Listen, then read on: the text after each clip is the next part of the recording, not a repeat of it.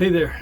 Today I wanted to make a different kind of video. Instead of showing repair, I wanted to talk about the apartment industry itself. So this video is for techs and supervisors, and if it is something valuable to you, I'd really appreciate some comments to tell me whether I'm going in the right direction or not, and if you would like to hear more about it. So I've been in the industry since 1998, and I've worked on, I stopped counting, 18, 19, 20 properties, something like that. And that's not counting the ones that I floated on or I mentored on. I've worked in the sales industry for about 4 years, selling parts to the industry. So I've got a good view from multiple different customers of how things were going as they were going through COVID and all the different experiences that they had. So I'm very opinionated when it comes to this industry, as I really do have a love-hate for it. And I've always tried to do my best to protect it and to stand up for the maintenance guy and to do what I can to represent it well. But it is definitely going down. It's definitely going down a road, I'd say like a downward spiral as far as the maintenance industry itself in the apartment world. With a lot of owners now being private investors instead of corporations or owners that are looking to build a brand.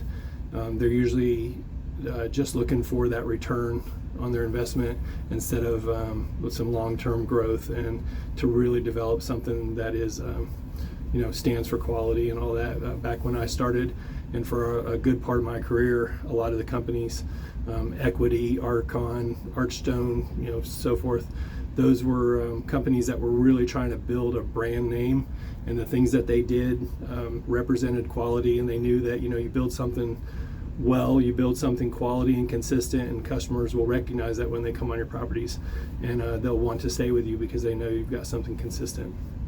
But now it's all private investors, a lot of people out of state that don't really care whether you do it quality or not. They really want it the cheapest they can.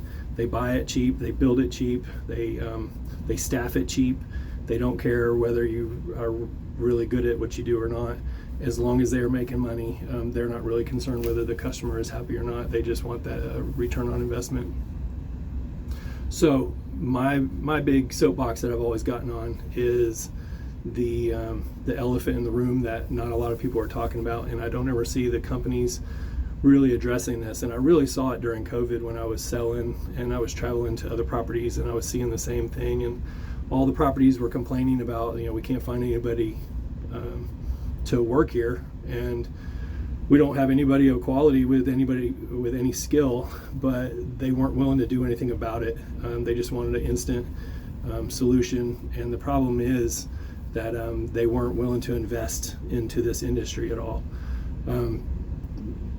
To go back again, once when I was working for Equity, I was a facilitator for them, and they did a lot of training classes, and it was always kind of cool because we went to the classes, and they got all, a bunch of us together, and we actually sat in a room together. We got to kind of build some camaraderie, and we had somebody teaching us actual real skills from appliances, HVAC, plumbing, electrical, everything. So it was definitely very valuable to us, and that has gone away as companies have completely moved to computer-based training, Grace Hill and whatnot, which has a little bit of value to me, but for the most part, it's very very little when it comes to this industry. There's no hands-on skills anymore. There's no real-world practical knowledge going on. So the elephant in the room to me is all of the skill is leaving the industry with old guys like me that have done it a good amount of their life, and we were treated pretty bad. We were taken advantage of. We weren't really supported a lot of times as the industry got worse and worse and worse. And it seemed like the companies were pretty happy with us just moving on. They weren't looking for us to pass our knowledge on. They weren't training the new guys or the new girls. They weren't looking to develop any new technology that revolved around training the maintenance person. So I've retired, and I came back and I retired. I actually opened a restaurant, and then I go back and I temp for a staffing company, just to make some side money and kind of keep my brain active, and I like that because I don't really, I'm not really attached to the property. I can just kind of come and go as I need to, and I get to do the repairs and whatnot. And that's what I enjoy. I enjoy coming in and taking something that's broken and doing what I can to make it better. So the problem is with us leaving and the new generations coming in, this is not a slant on the new generation, it's just how you're wired. When I grew up, I was into tinkering with things, tearing stuff apart. I wanted to know how it worked. Wanted to work with tools, and the new generations just don't want to do that. It's they're more wired for technology, and that's not anybody's fault. That's just how the world is. They're YouTube and Google and being influencers and IT and whatnot, stuff that we really didn't have as I was growing up. And that is just the way it is. So nobody really wants to turn a screwdriver anymore. They mostly want to work with technology, and that's just the way the world's going. However, the repairs still need to get done until they build apartments that are 100% completely serviced by automation, which, if that'll ever happen, you still need a maintenance person. You still need somebody to be able to turn a screwdriver. And so it's been a big disservice to anyone who actually does want to come into this industry.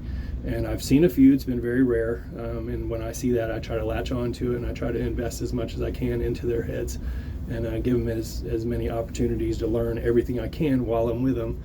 And then hopefully, they know they can always reach out to me, because I want to support new